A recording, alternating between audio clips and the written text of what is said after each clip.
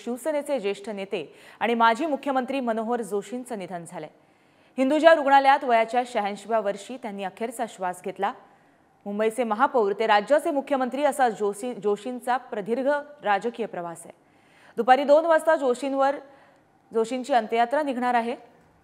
अत्यंत अशी दुःखद बातमी, हरहन्नरी व्यक्तिमत्व हरपल्याची बातमी ही समोर आली आहे। शिवसेनेचे ज्येष्ठ नेते आणि माजी मुख्यमंत्री मनोहर जोशींचं निधन झालंय।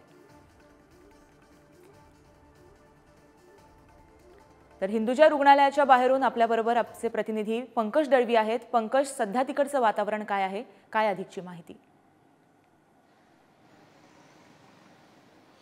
गार्गी, मनोहर जोशी महाराष्ट्राचे माजी मुख्यमंत्री, भारताच्या लोकसभेचे माजी लोकसभा अध्यक्ष यांचं सकाळी 3:02 या हिंदुजा रुग्णालयामध्ये निधन झालेलं आहे।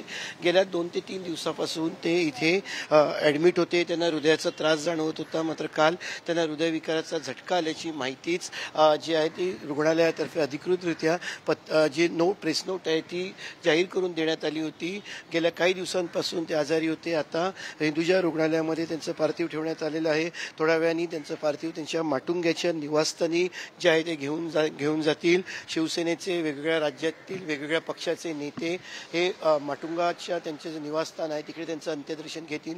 11 ते 2 या साधारणतः या वेळेमध्ये त्यांचं पार्थिव जे आहे तिथे अंत्यदर्शनासाठी ठेवलं जाईल। नंतर 2 नंतर दादरच्या शिवाजी पार्क स्मशानभूमीमध्ये त्यांच्यावरती अंत्यसंस्कार करण्यात येतील। शासकीय इतमामात त्यांच्यावरती अंत्यसंस्कार होतील। मनोहर जोशी हे महाराष्ट्राचे मुख्यमंत्री होते, मात्र एक वेगवेगळे पैलू असलेलं व्यक्तिमत्व म्हणून मनोहर जोशींकडे बघितलं जायचं। ते एक शिक्षक होते, त्यांनी अनेक वर्ष भिक्षुकीचं काम केलं। ते एक शिक्षक होते, महापालिकेत त्यांनी काम केलं, एक राजकीय नेता, अगदी लोकसभा अध्यक्ष, मुख्यमंत्र्यांपर्यंत ते पोहोचले। त्यानंतर ते कलाप्रेमी होते, एक उत्तम व्यावसायिक होते। महाराष्ट्र चेंबर ऑफ कॉमर्स सारख्या संस्थेची स्थापना त्यांनी केली होती। सलग 3 ते 4 टर्म ते MCAचे अध्यक्ष सुद्धा होते। म्हणजे प्रत्येक क्षेत्रावरती प्रभुत्व असणारा किंवा पकड असणारा एक अभ्यासू, ज्याला आपण म्हणतो वैचारिक बैठक जी आहे ती असलेला एक व्यक्तिमत्व किंवा एक नेता आज हरपला असं म्हणावं लागेल। गेल्या अनेक दिवसांपासून गार्गी खरं तर त्यांची प्रकृती ठीक नव्हती। त्यांना फेब्रुवारी महिन्यात सुद्धा याच हिंदुजा रुग्णालयात दाखल करण्यात आलं होतं, तेव्हा त्यांचा ब्रेन हॅमरेज झालं होतं। म्हणजे वयाच्या 86व्या वर्षी इतक्या मोठ्या पद्धतीनं त्यांना आजाराचा त्रास होत होता, मात्र तरीसुद्धा लढाऊ वृत्ती जी असते किंवा एक चिकाटी असते, या लढाऊ वृत्तीमुळे किंवा विल पॉवरमुळे मनोहर जोशी पंकज, अधिक माहिती याबाबत घेतच राहणार आहोत। आपल्याबरोबर वरिष्ठ कार्यकारी संपादक तुळशीदास भोईटे आहेत। सर, मनोहर जोशी यांचं निधन झालेलं आहे, शिवसेनेचा कोहिनूर हरपला असंच म्हणावं लागेल। तसंच म्हणावं लागेल। मनोहर जोशी यांची एकंदरीतच वाटचाल लक्षात घेतली, ज्या पद्धतीनं शून्यातून त्यांनी विश्व उभारलं, शिखर गाठलं, ते पाहता शिवसेनेनं केवळ एक नेता गमावला नाही, तर महाराष्ट्रानं राजकीय सामाजिक क्षेत्रातील एक असा दिग्गज, एक असा उत्तुंग व्यक्तिमत्व असलेला नेता गमावलाय की ज्याचं कर्तृत्व हे अनेक क्षेत्रांमध्ये पसरलेलं होतं। आताच आपले पंकज दळवी सांगत होते की ज्या प्रकारे त्यांचा प्रवास झाला। गार्गे, खूप कमी नेते असे असतात की जे ग्रामपंचायतीपासून थेट सर्वोच्च पदापर्यंत जातात। मुंबईसारख्या महानगरांमध्ये नगरसेवक म्हणून काम केल्यानंतर, महापौर पद भूषवल्यानंतर, विधान परिषदेवर आमदार, विधानसभेवर आमदार, राज्याचं मुख्यमंत्रीपद, लोकसभेचं अध्यक्षपद, आणि तेही एका आघाडीचं म्हणजे भाजपासारख्या मोठ्या पक्षाच्या आघाडीत असूनही लोकसभेचं अध्यक्षपद मिळवलं, आणि ते खूपच चांगल्या पद्धतीनं कुठंही वादाच्या भोवऱ्यात न अडकता सांभाळणं ही कामगिरी मनोहर जोशी यांनीच करून दाखवली होती। तसंच ते केंद्रीय मंत्री सुद्धा होते। अवजड उद्योग खात्यासारखं तसं फारसं महत्वाचं खातं ते त्यांच्या तरी वाट्याला आलं होतं, तरी सुद्धा त्यांनी जे कर्तृत्व त्या खात्यातूनही गाजवलं, त्यामुळे नेहमीच त्यांचा उल्लेख सन्मानानं होत राहिलेला आहे। आणि तेवढ्यापुरतं होतं का? केवळ राजकारण म्हणजे राजकारण ते करत राहिले का? तर तसं नव्हतं। शिवसेनेत त्यांची जी कारकीर्द बहरली, शिवसेनेनं त्यांना जसं मोठं केलं, तसंच त्यांनी राजकारणाच्या जोडीनं उद्योग क्षेत्रात आपलं मोठं नाव मिळवलं। त्यांनी काय केलेलं, सुरुवातीच्या काळात ते शैक्षणिक क्षेत्रात होते, त्यांना प्रिन्सिपल मनोहर जोशी असं आदरानं म्हटलं जायचं। त्याचं कारणही तसं होतं, ते शिकवणीचे वडे चालवायचे खूप विपरीत परिस्थितीत। म्हणजे रायगड मधल्या गावातून ते जेव्हा इथं आले तेव्हापासून ते मुंबईतला त्यांचा प्रवास काही फार चांगला असा नव्हता, प्रतिकूलतेचाच होता. त्या प्रतिकूलतेतून त्यांनी शिक्षणाच्या बळावर पुढची वाटचाल चालू ठेवली, शिकवण्याचं काम केलं. त्यानंतर तुम्ही अनेक ठिकाणी सध्या कोहिनूर हा ब्रँड पाहत असाल. कोहिनूर टेक्निकल इन्स्टिट्यूट हे त्यांचं आणि त्यांचे एक मित्र माधव कोकणे यांचं ब्रेन चाइल्ड. काय कल्पना होती त्यामागे? तर मराठी मुलांना टेक्निकल शिक्षण द्यावं, तांत्रिक शिक्षण द्यावं आणि त्यांना स्वतःच्या पायावर उभं करता यावं, यासाठी त्यांचा तो प्रयत्न होता. गावागावामध्ये त्या टेक्निकल इन्स्टिट्यूटच्या शाखा उभारल्यात. आता तुम्ही जाताना अनेकदा लोणावळ्याला पाहत असाल, तिथं हॉटेल मॅनेजमेंटचं सुद्धा कोहिनूरच्या नावाने एक मोठी संस्था आकारला आलेली तुम्हाला दिसते. तसंच मुंबईच्या सहार विमानतळाकडे जाताना अंधेरी कुर्ला मार्गावर डावीकडे मेट्रोच्या शेजारी कोहिनूर हॉटेल आहे. अशा अनेक उद्योगांमध्ये त्यांचा पसारा वाढत गेला. मुंबईत शिवसेना भवन समोरच पूर्वी कोहिनूर मिल होती, तिथंच सध्या कोहिनूर टॉवर उत्तुंग असा त्यांच्या जी कन्स्ट्रक्शन कंपनी जे त्यांचे चिरंजीव सांभाळतात त्यांनी उभारलेली. अशा प्रकारे सामाजिक, राजकीय, उद्योग अशा अनेक क्षेत्रात गाडगे त्यांचा कर्तृत्वाचा फुलोरा होता. गाडगे जी भोईटे सर, खऱ्या अर्थाने हरहुन्नरी व्यक्तिमत्व आपल्यातून हरपल्याची ही भावना आहे. मी तुमच्याकडे पुन्हा येतेच आहे आपल्याबरोबर. बरं, काही तांत्रिक कारणामुळे आपण आपल्या प्रतिनिधींपर्यंत पोहोचू शकत नाही आहोत. मात्र मनोहर जोशींचा एकंदरीत त्यांचं जे व्यक्तिमत्व होतं, सामाजिक, राजकीय, साहित्य आणि क्रीडा अशा विविध क्षेत्रांशी ते संलग्न होते, त्यांच्याशी त्यांचा संबंध होता आणि एकंदरीतच हरहुन्नरी व्यक्तिमत्व आणि शिवसेनेचा कोहिनूर हरपल्याची भावना आता व्यक्त होते.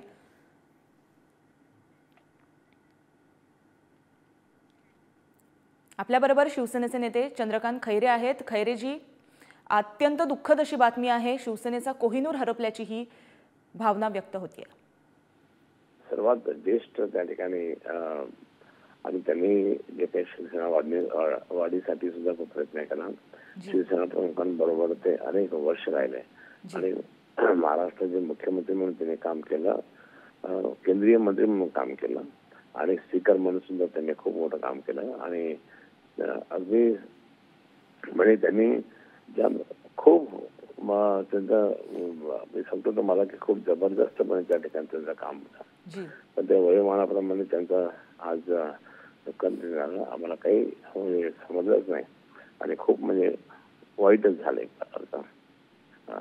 पण एक शिवसेनेचा एक जबरदस्त व्यक्ती त्या ठिकाणी गेला की ते आपले नगरसेवक होते, सभागृहाचे नेते मुंबई महापालिकेचे, नंतर ते महापौर झाले, त्यानंतर मग ते विरोधी पक्ष नेताही विधान परिषदेवर गेल्यानंतर विरोधी पक्ष नेताही झाले आणि नंतर मग त्या ठिकाणी 1990 माननीय शिवसेना प्रमुखांनी त्यांना मुख्यमंत्री पण केलं. 4 वर्ष मुख्यमंत्री आहे. नंतर मग ते जबरदस्तपणे त्यांनी काम केलं तिथे लोकसभेमध्ये आणि आज मात्र त्या ठिकाणी ते एक वयोमानाप्रमाणे त्यांचं दुःख झालंय. हे दुःखद आम्हाला खूपच याच्याने झालं, वाईट वाटत, दुःख होतं. जी चंद्रकांतजी, तुमच्या काही त्यांच्याबरोबरच्या आठवणी तुम्ही सांगाल का? खूप खूप आम्ही अनेक वेळेस आम्ही बरोबर असायचो, अनेक वेळेस त्या ठिकाणी म्हणजे मी पण मंत्री होतो, त्यांच्या अंडर त्या ठिकाणी होतो, त्यावेळेस सुद्धा अनेक वेळेस त्यांच्याशी बोलणं व्हायचं बोलण्यास. आणि मग त्यांच्याकडनं काही निर्णय घ्यायचा असेल तर मी त्यांच्यावर वर्षावर जायचो आणि वर्षावर जाऊन त्या ठिकाणी त्यांच्याबरोबर त्यांच्या गाडीत बसून यायचो आणि मग आम्ही चर्चा करायचो. असं त्यांचं म्हणजे त्यांची एक जबरदस्त म्हणजे आम्हा सर्वांना ते एक आधारच होता. त्यावेळेस सुद्धा माननीय बाळासाहेबांच्या आदेशाने आम्ही सर्वजण एकत्र काम करायचो आणि खूप जबरदस्त. चंद्रकांतजी, धन्यवाद तुम्ही दिलेल्या प्रतिक्रियेबद्दल. खऱ्या अर्थाने दुःखद अशी बातमी आहे. आपल्याबरोबर आमचे प्रतिनिधी पंकज आहेत. पंकज, हिंदुजा रुग्णालयाच्या बाहेर सध्या काय वातावरण आहे? अंत्यसंस्कार कधीपर्यंत होऊ शकतात त्याबाबतची काही अपडेट? की हिंदुजा रुग्णालयाच्या बाहेर आता सध्या तरी शिवसेनेचे नेते किंवा कार्यकर्ते जमायला सुरुवात झालेली नाही आहे. मात्र जसजशी बातमी सर्व लोकांपर्यंत पोहोचेल इथे लोकांची किंवा नेत्यांची यायला सुरुवात होईल. त्यांना साधारणतः 9 ते 10 वाजण्याच्या आसपास त्यांच्या घरी जे आहे माटुंग्याला त्यांचं घर तिथे नेण्यात येईल. त्यानंतर 11 ते 2 त्यांच्याच इमारतीच्या परिसरामध्ये अंत्यदर्शनासाठी त्यांचं पार्थिव ठेवण्यात येईल. तिथे अंत्यदर्शन घेण्यासाठी राज्यातले वेगवेगळे नेते, चित्रपट, क्रीडा क्षेत्रातील लोक आणि दिग्गज येण्याची शक्यता आहे. आणि त्याच्यानंतर 2 वाजल्यानंतर त्यांची अंत्ययात्रा जी आहे ती निघेल. शिवाजी पार्क स्मशानभूमीमध्ये त्यांच्यावरती जे आहेत ते अंत्यसंस्कार करण्यात येतील. शासकीय इतमामात त्यांच्यावरती अंत्यसंस्कार करण्यात येतील. तर मनोहर जोशी यांचं व्यक्तिमत्व आपण पाहिलं तर बाळासाहेब यांच्या निकटवर्तीयांपैकी एक अशी त्यांची पंकज ओळख आहे. त्याबद्दल तुम्ही काय सांगाल? गार्गी बाळासाहेबांची अत्यंत निकटवर्तीय म्हणजे बाळासाहेबांनी शिवसेनेची स्थापना केली. बाळासाहेबांनी शिवसेनेची स्थापना केल्यानंतर रायगडच्या एका गावामध्ये बाळासाहेबांची सभा होती. या सभेला मनोहर जोशी उपस्थित होते आणि त्याच्यानंतर ते बाळासाहेबांच्या विचारांशी प्रभावित झाले. सभेच्या नंतर बाळासाहेब ठाकरे जिथे थांबले होते तिथे मनोहर जोशी गेले आणि त्यांनी बाळासाहेबांना त्यांच्या पक्षात सामील व्हायची इच्छा व्यक्त केली. आणि त्या दिवसापासून ते बाळासाहेबांच्या शेवटच्या श्वासापर्यंत मनोहर जोशी हे शिवसेना या नावाशी जोडले होते. बाळासाहेब ठाकरे या नावाशी जोडले होते. जवळजवळ 50-52 वर्षापेक्षा जास्त काळ, 55 वर्षापेक्षा जास्त काळ बाळासाहेबांच्या सोबत किंवा शिवसेनेसोबत, शिवसेना या नावासोबत मनोहर जोशी यांनी जे आहे ते घालवला होता किंवा जोडले होते. एक महत्त्वाचा मुद्दा असा की त्यावेळीची शिवसेना म्हणजे रस्त्यावर उतरून आंदोलनं करणारी, राडे करणारी, रस्त्यावर आक्रमकतेने असणारी शिवसेना, रांगडी शिवसेना अशी शिवसेनेची ओळख होती. मात्र त्यावेळी बाळासाहेबांच्या टीममधला मनोहर जोशी नावाचा एक शिलेदार किंवा त्यांचा एक शिवसैनिक हा एक सोफॅस्टिकेटेड किंवा ज्याला आपण म्हणतो सुशिक्षित आणि संयमी आणि शांत चेहरा म्हणून समोर आला. मनोहर जोशी यांची इमेज ही शिवसैनिक म्हणून जरी असली तरी बाळासाहेब ठाकरे यांच्या शिवसेनेमध्ये जी जडणघडण झाली, जी रचना झाली, काही निर्णय घेतले गेले, याच्यामध्ये कुठेतरी थिंक बँक म्हणून त्यांची विचार केला जायचा.